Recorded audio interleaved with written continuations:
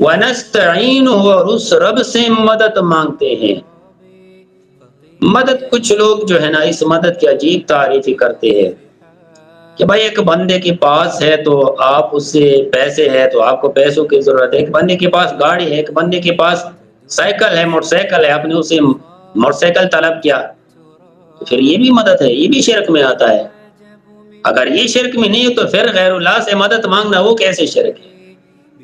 اے میرے سمجھدار بھائیوں اور علم کے پکے بھائیوں، یہ سن لیجئے، اس میں فرق ہے۔ موٹر سائیکل آپ نے اس سے مانگا، وہ موٹر سائیکل اس کے ہاتھ میں ہے۔ فوق الاسباب اور تحت الاسباب، یہ لفظ آپ نے سنا ہو یا نہیں سنا ہوگا۔ ایک بندہ ہے اور اس کے پاس شے کوئی نہیں، آپ اسے مانگتے ہیں تو پھر یہ شرک ہے۔ وہ تیرے بات سنتے نہیں، سن نہیں سکتے، وہ تیرے زبان سمجھ نہیں سکتے، وہ تیرے پکارنے سے بے خبر ہے، اس کو پتہ ہی نہیں۔ قرآن میں اللہ تعالیٰ نے فرمایا اس کو پتہ ہی نہیں کہ کب اٹھے گی، خود اس کو پتہ نہیں۔ اور پھر آپ لوگ کہتے کہ بھائی اگر یہ شرک ہے تو پھر وہ بھی شرک ہے۔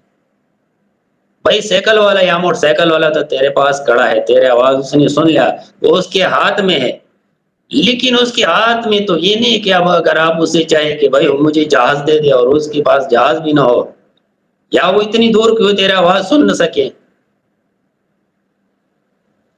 تو اس لیے نستعینہ نحمدہ، تعریف بھی اللہ کی، ونستعینہ، اور مدد مانگنا بھی اللہ سے۔